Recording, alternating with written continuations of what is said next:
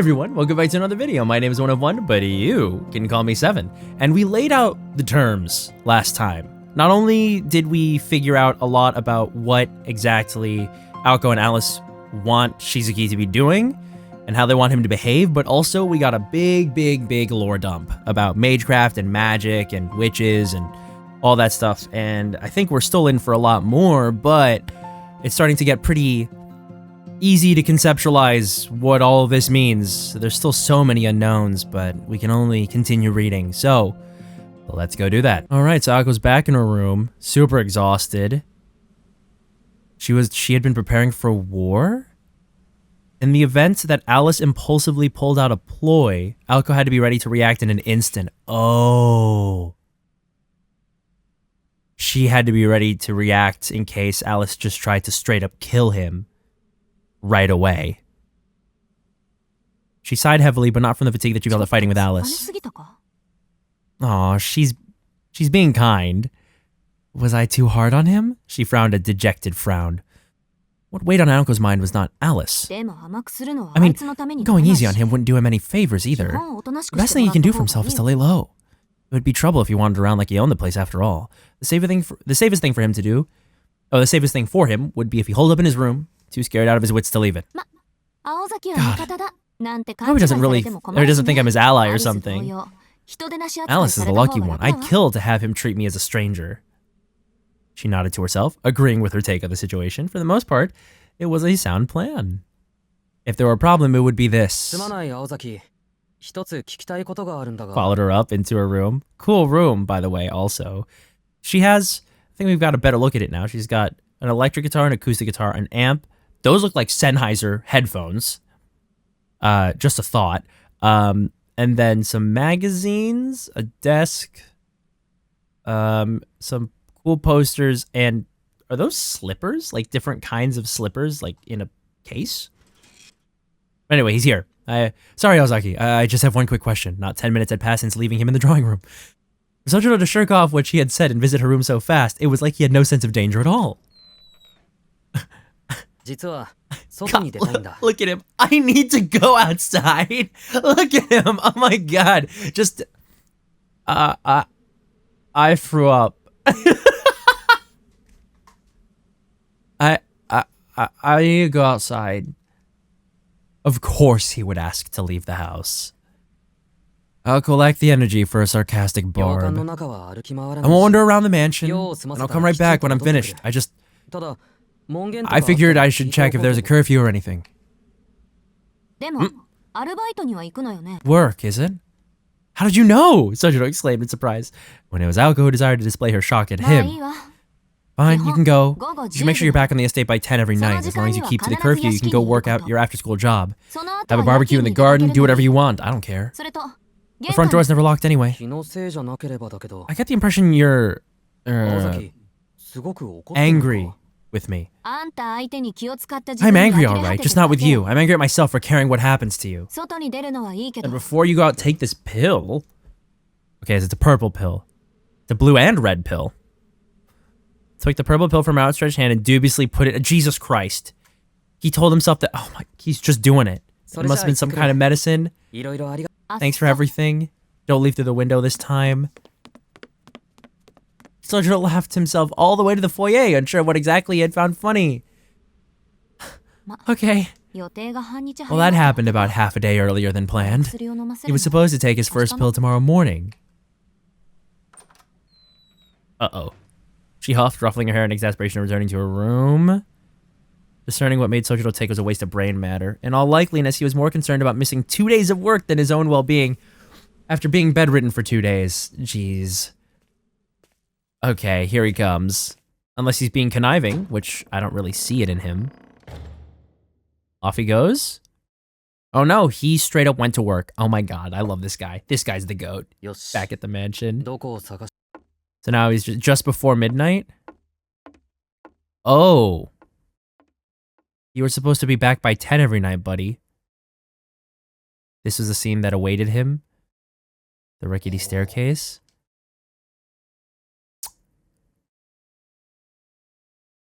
Not much surprised Sojiro, or rather being surprised had become normal to him.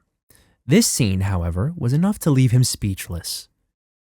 The room allotted to Sojiro, no matter how he looked at it, no matter how he ran it through in his mind, was without a shadow of a doubt, an attic. This treatment stirred a tinge of anxiety in him. Just as he was about to flop onto the taut sheets of his bed, wondering if he could make this work despite his share of other problems, he noticed an awkward courtesy so meager as to be useless. Something to use if you get cold, consider it a gift. The message in the memo pointed to the meticulous personality of the author. The bed had been perfectly prepared. Carefully, setting aside the blanket that had been painstakingly placed on the edge of the bed for him in case he needed it, he looked up at the sky. Though faint, the stars twinkled through the skylight. For a mountain boy, that meager light was more than enough for him.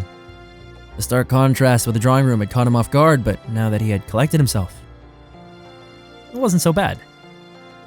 This room fit his personality. Even if he still was not used to the building, he felt more at ease here than he did in any building in the city. Perhaps because it was built on a hill surrounded by woods.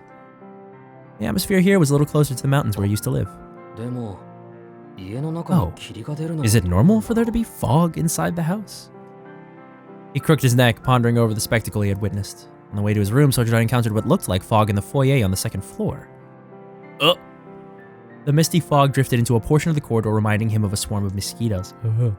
As he stared at it, he swore he could make out a strange landscape, and as he moved closer to get a better look... Oh, the robin! Stop, darted purposely in front of him. Robin says no, don't do it. The bird caught his attention, stopping him in his tracks. When he looked to check on the fog again, it had disappeared. This house must have a draft. Jesus, God, he's so empty-headed. Ah, God, okay, cool. So this'll work, he says. He had the essentials he needed to live, and his bed was many times softer than it appeared. Thinking his worries seemed smaller than they were, he quickly drifted off to sleep. That was a story of from when he opened his eyes to when he fell asleep. That was a story of from when he opened his eyes to when he fell asleep. Just like that, the short night following the long night was over. One thing was true. Sojiro was an optimist to a fault, but it wasn't the end of the world. Now, let us rewind 5 hours prior to this glutton for punishment going to bed. Here we are. It was 7 o'clock in the evening, just after the unproductive discussion between the two mages and the boy had ended. Leaving her roommate and the intruder in the drawing room, the girl walked alone through the foyer. From there, she headed to the West Wing. These were Alice Konji's personal chambers, in which even her roommate, Aoko and Alice, seldom dared to step foot. The foyer was illuminated only by pale moonlight. Hard footsteps echoed through the dreary moonlit lobby. In such mansions in Japan, there was no custom for removing shoes at the door, hence, Alice crossed the foyer in her boots. She only removed them when she relaxed in her bedroom. Suddenly, she remembered something from her childhood. She used to enjoy the feeling of the cold hardwood floor on her bare feet and would walk around the foyer on particularly sunny days. After her father affectionately scolded her for it, she never did it again. And I don't know why I bother. Aoko never does.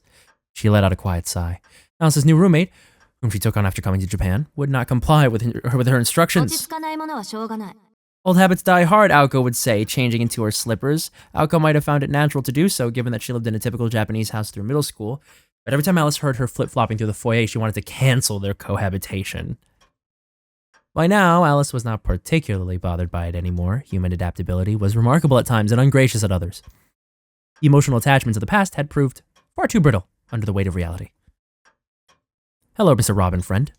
Tiny chirping. Leave him be for tonight. Right now, he's Aoko's problem. Oh, he's got stars! I didn't even realize that before. Stars on the robin.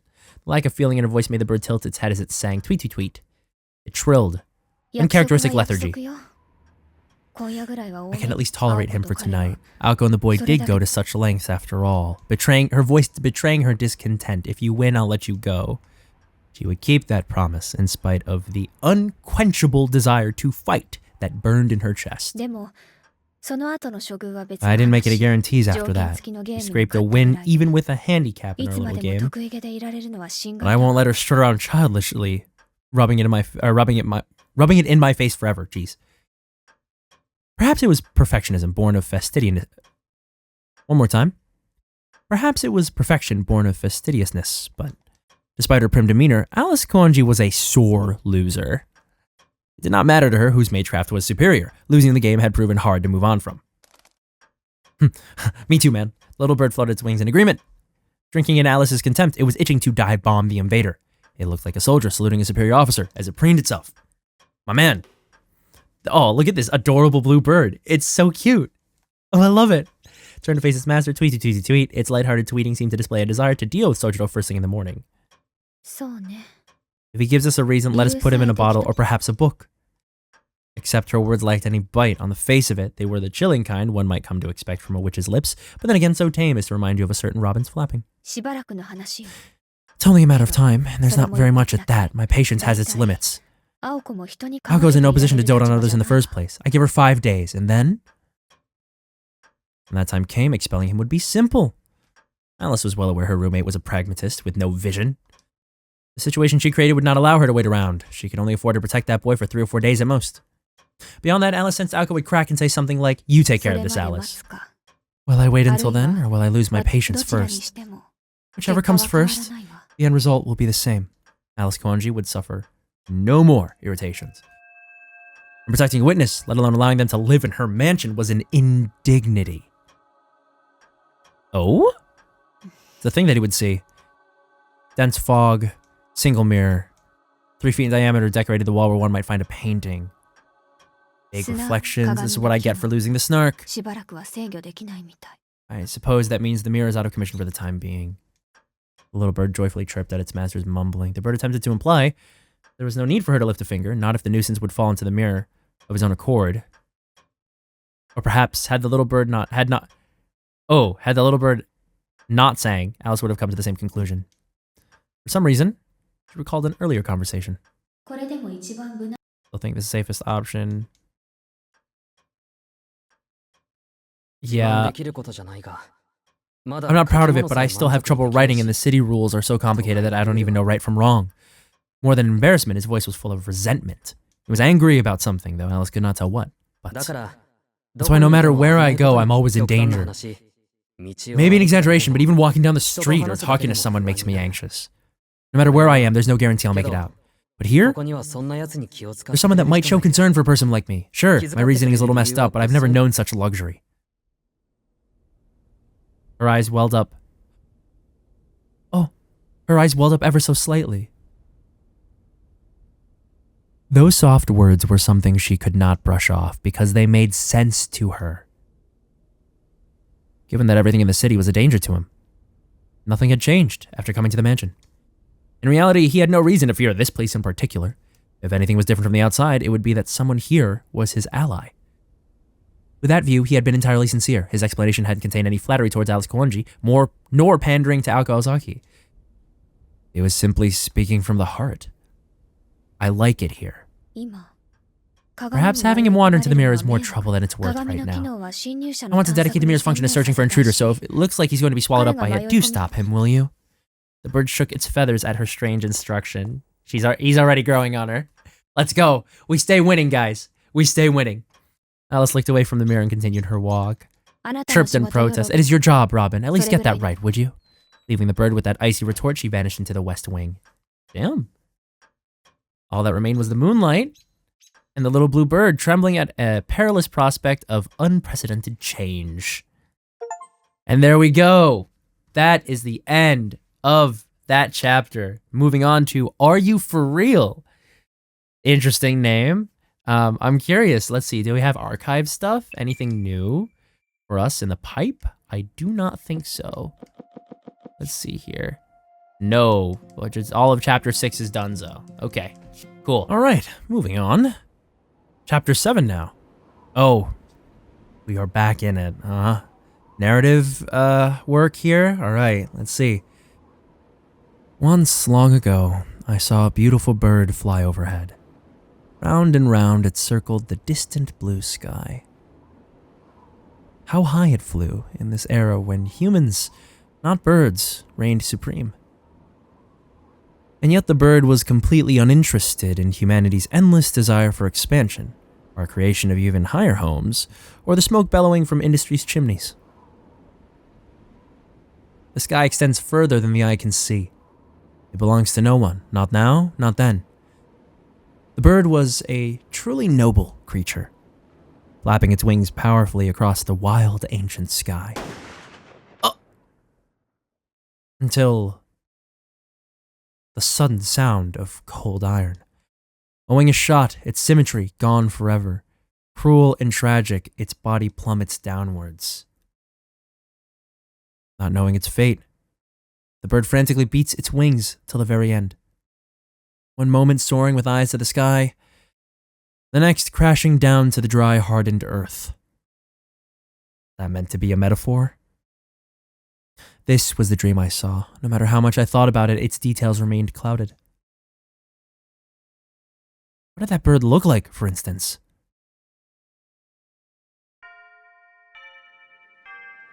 School. We're in school, right? Pretty sure. Chapter 7. Are you for real? For real? Class dismissed. Oh, this Joker. Alright, we're back. We're back in the world. It's been a minute since we haven't been in Magic Land. Sorry, Mage Land? There's a difference. So it's test time. If this class gets the highest scores, you can brag about it to all the other classes. Mr. Yamashita chuckled as he finished. Typical of the kind teacher responsible for Year 2 Class C, the master at relaxing his pupils. You're the one who's after bragging rights, Sensei. Mr. Satonaka, you can get him off his back for our bad games, or bad grades. Totally excellent sports skills. Please, though it might not mean much coming from me, high school is about more than just your test scores. Teachers don't really care that much about your grades, you know. Even if you all fail, it's not like anything bad will happen to us. But there is one student who does bother me. I think you know who I'm talking about. You chose her to represent the entire student body, a monumentally awful decision. She makes a daily point to threaten to report me to the Board of Education, claiming my students' grades are the result of poor instruction rather than lack of studying. She said that if students' scores don't improve, she'd come supervise my classes herself. What kind of student even says such a thing?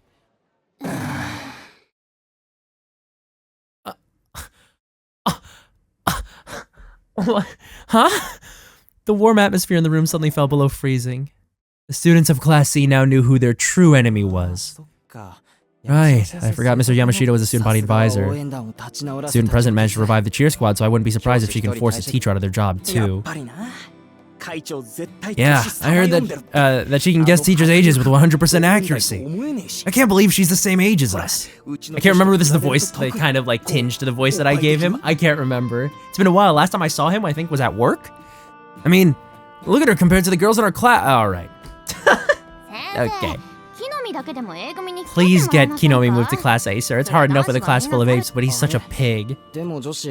Doesn't even get the grades for a Class A member. Kind of middle of the pack, right? That's the point, dumbass. She doesn't need to go to cram school. She's on the student council and sometimes does a job or two. It'd be heinous if she got awesome grades too. Good grades to the vice president. Enough gossiping. Not nice to— You just absolutely destroyed her in front of your class. Oh god. Your grades don't improve, the winter vacation gets cancelled. Gotta talk to Shizuki. Okay, cool. Oopsies!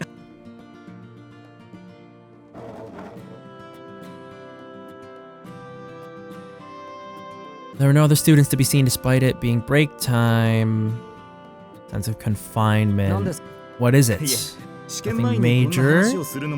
Settling in alright? How's school going? Though this level of concern from a teacher startled him, Sojiro felt reassured it was only natural.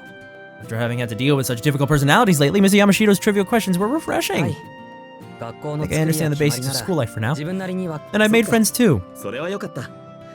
Yeah, my students tend to mouth off. Sojiro's eyes shone brightly in appreciation. In Aoko's words, Mr. Yamashita was a brutish, forgettable, downright detestable man, who did not even deserve the title of teacher, but Sojiro found him considerate in his own way. Take it easy with your part-time jobs. We give students a lot of time off before exams, but don't push yourself too hard. And if you have trouble with exams, just ask the other students for help. There's no need to suffer in silence. If this school is anything, it's plenty of people to talk to. There he goes. The pure-hearted Sojiro gave him a solemn nod, as if to say he accepted the advice of his so-called forgettable teacher and went back into his classroom. Alright, we're back at school, folks. Back to normal-ish. Yo! You want my advice about girls? Sojiro had not wasted a moment in putting Mr. Yamashita's advice into practice. So like I've hit a wall with them. I thought about it and thought about it, but I realized I'm no good at figuring them out. Sojiro averted his eyes out of shame over his lack of insight. You could have fooled me.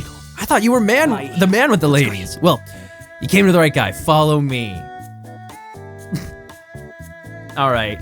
Pulled him over to the wall. Kinome had nearly burst out laughing when Sojiro with a straight face had admitted his difficulty with girls. But he realized it was the first time Sojiro had ever turned to him for advice. Sojiro was always able to break down any task at his part-time jobs into bite-sized pieces, but he was clearly struggling with a different problem now. How big did you screw up? Didn't screw up yet, but it might happen soon. Let's say a girl walked into the mad bear who's as prickly as a porcupine. She doesn't like me and wants me to leave, but I don't want to. Sojiro explained that he couldn't just quit his part-time job at the restaurant. He needed the money. Okay, so he's still following the story. The girl wants you to split. Or you want... No. I want her to be okay with me working there, because the thing is I sort of don't not like her. Sojiro furrowed his brow. Kinome could not help but laugh at his friend's lack of manly resolve in his answer. Girls were the one area where Hosuke's skills and experience were triple those of Sojiro, which I find super hard to believe based off of what he literally just said in class. But that's alright. Nanda. That's just the art of That's just the art of flirting, man. You want to get along with her, right? Wasn't sure how to respond.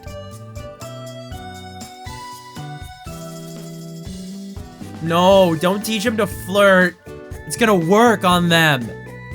He nodded slowly without really understanding the implication of what Kinome had said. But I don't know what to do. How can I get along with girls my age? You talk to girls in our class all the time. Honestly, you make all the other guys look bad. You're a natural at it. Just keep being your usual clueless self, and I'm sure you'll be fine. Being raised in the mountains makes you Mr. Mysterious. You gotta use that unique identity to your advantage.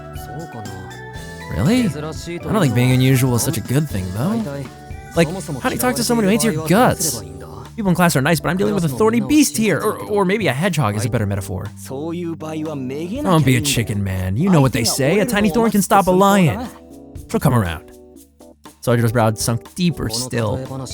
All these abstract metaphors are too much for me. He needed more concrete material to work with. Come on, dude. You have to put in the work to get on a girl's good side. First ask about her hobbies and stuff she likes, then go from there. Think about what she wants, not what you want. You gotta blitz them from where they're weak, as they say. Don't be too direct. You got it, and then comes the most important part, bribery. This guy sucks ass. He's the worst. He's an idiot. If the supply matches the demand, she'll accept your gift even if she don't like you. Then you've got her. She'll feel like she owes you one. Oh, dude, that's the last thing you want for a potential romantic partner to feel like they owe you something out of obligation. Ugh. God. Then proclaimed with an odd sense of pride that this approach had resulted in only failure for him. One problem, Kinome. I get that girls like being taken out to dinner, but can't afford it. I know. I got you covered. I'm gonna let you in on a sweet little secret, an easy way to get you some cold hard dough. They slid from the side of the classroom deeper to one corner, to in front of the lockers where no one ever stayed for long. It would be days before Sojiro realized the suggestion he was receiving was of the illegitimate kind, the kind he should not have shared with anyone. Huh?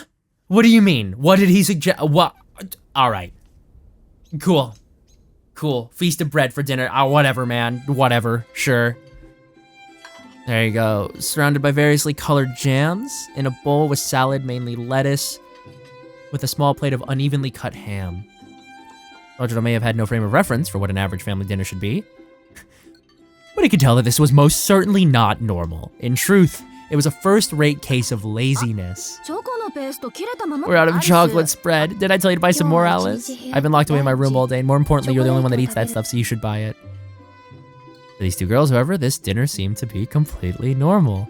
They had a system of regularly taking turns being in charge of meals, and tonight was Alice's turn. Normally, she would spend as little time and effort as possible, only truly applying herself when there was something to celebrate.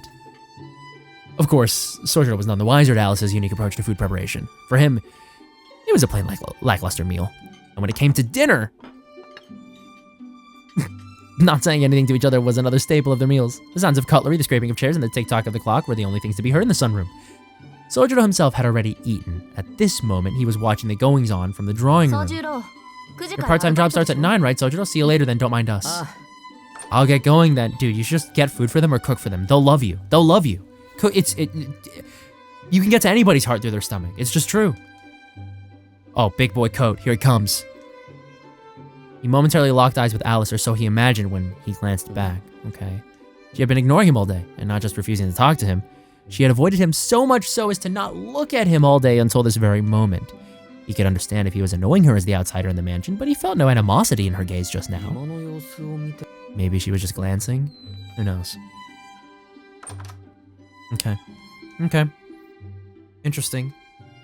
Alice only let her gaze return to normal when she was completely sure he was gone. So much drama.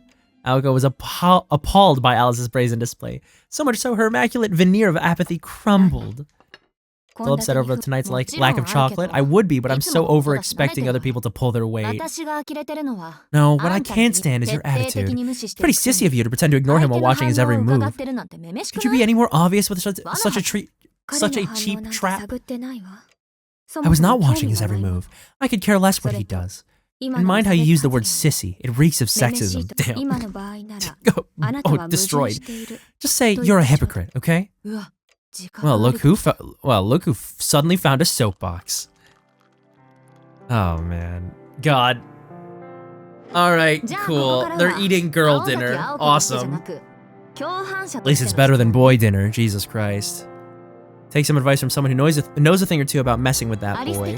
Maybe we need to cut him some slack. Hypothetically, let's say it turns out that he's a mage too. Then would you be okay with him living here? Sure, but not for his benefit. I couldn't think of a more fitting punishment for you and I for not recognizing his ability sooner. Oh, I see. So yes, hypothetically speaking, I would, but we can burn that bridge when we come to it. But until then, perhaps I should accept his presence here, perhaps not. I reserve the right to have whims of my own. And we're agreed. But if he shows signs of improving, then maybe dream on. It doesn't matter what he does, he'll never change, as you very well know. Alice had never been the type to let her guard down around others. The young witch despised humans, having recreated so many of their objects and fairy tales. You can't use a witch as an excuse for every personal issue you have. Yet another example of you being sissy, if you ask me.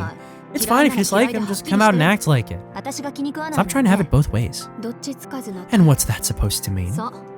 That if you want to ignore him, then ignore him for real. You're fortifying the castle walls while leaving the front gate wide open, waiting for him to make the horrible mistake of exactly what you're urging him to do. It's gross to watch. If you don't want him to come inside, then shut the damn door already.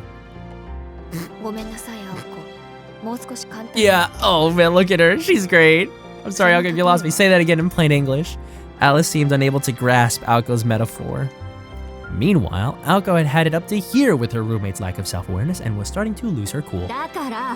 If you really don't care, then quit worrying so much about him. If he notices you gawking at him, you might just get the wrong idea. He's probably thinking Alice looked like she wanted to patch things up. Maybe I should go stop by her room. Or even worse. You really think so? Yes. If it were me, you were doing that too. I'd be dragging you out back and smacking you senseless. Bitch.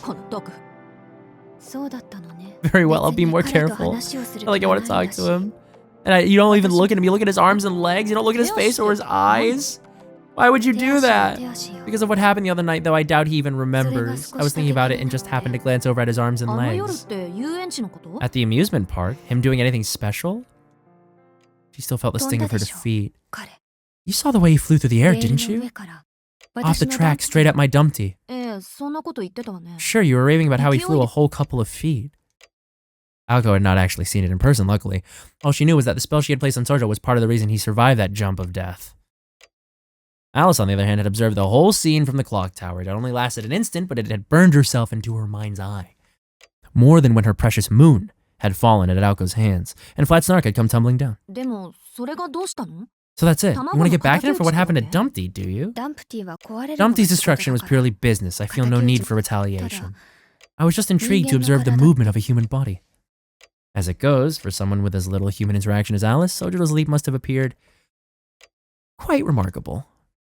Particularly because his legs were orders of magnitude less capable than those of an animal in the forest. And yet even with such feeble legs, with those meek arms of his, he managed to fly through the open air like a bird. To her, it was akin to the feeling city folk got when they see a wild creature in its natural habitat. Forget I mentioned it. I just hope I can witness that again someday. And when I say human, I am not referring to him. Damn. Destroyed. It was novel for you. It makes sense considering most of your ploys have non-human forms. Alright. Disappointed to discover that Alice's behavior stemmed from simple curiosity, child with a new toy. Take issue with the reaction. How could she? She was not entirely sure what it was that she herself was feeling. Oh, it's happening to her too. exactly what happened to Aoko. This feeling that she could not describe. It's just exactly happening to Alice now. Just fun. Make dinner tomorrow. Another meal like this before exams is going to make it impossible to study. I certainly wouldn't mind the free time. Okay. Well, there they are. There they go. Interesting. Very interesting. Came and went for better or worse. The disturbances caused by the foreign invader had not yet caused the kettle to boil over. Nice one, everyone. The next morning at 6:30, as sunlight spread out across the sky, Sojiro walked to school with Aoko in the chilly morning air. Oh, I bet this day feels great. I love chill. I love like just light cold, enough to wear a sweater or a jacket. But anyway, try not to ever be alone in the house. It was her intention to keep Sojiro safe until he left the mansion nonetheless. I'm sleepy. What's the deal with going to school so early? I have to pull a 30-minute shift helping with deliveries. His work ethic was a little too strong for a student entering finals. Also, I forgot about his neck wrappings, which were taken off by Alice, I think. He was like, does she know? No. I'm very curious to see what's under there. Something cat? I don't know. Are you sure you're not pushing yourself too hard, Aozaki? You don't need to keep tabs on me, you know. Oh, don't you worry. I'll catch up on some sleep in the student council's room when we're done. I promised I'd walk you as far as the front gate, and I plan to stick to it. But internally, Aoko was worried. What traps did her roommate have in store for him? She cannot imagine Alice had planned anything to go down in the woods, but she wanted to be safer than sorry. The least she could do was accompany Sojiro to school. That much she was firmly committed to. Cool. Just as like a failsafe? Yeah, traps dealt with so much is destroyed since that was Aoko's forte. She won't be disarming shit. Just be blasting it. Keep him safe for the time being. All we can do is hope that Alice is short on free time today. Okay. If Alice was willing to put all her energy into a new trap after the first had failed, then they were as good as dead anyway. But Aoko would cross that road when she came to it. It all depended on how deep Alice's dislike of Sojiro really went.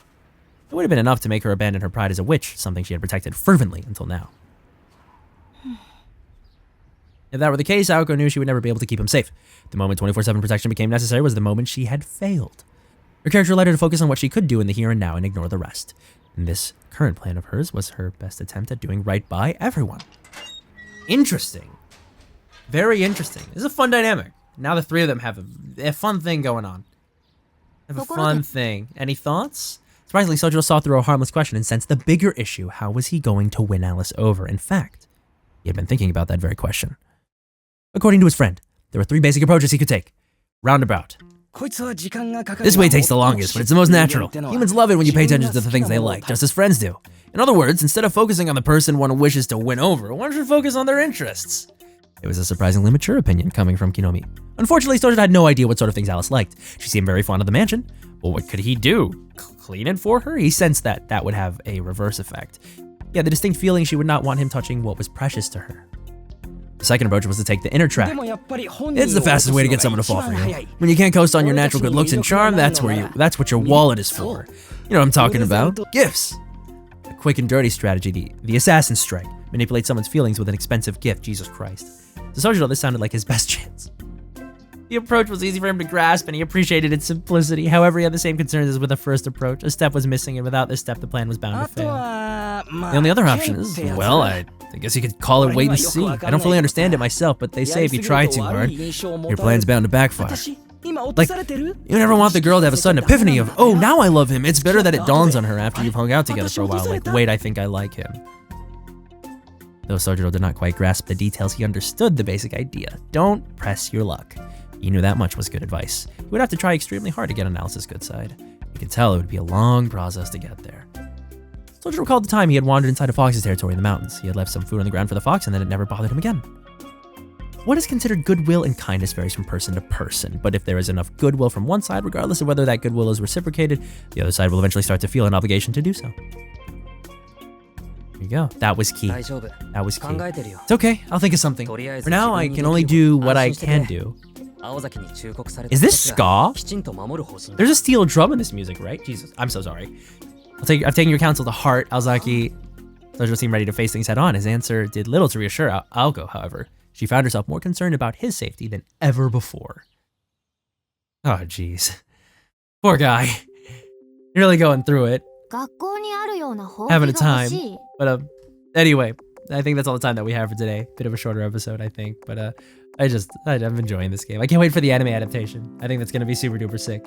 But yeah, anyway, I hope you guys enjoyed that. I definitely did. And I will see you guys in the next video. So for now, have a good rest of your day, and I will see you soon. Bye!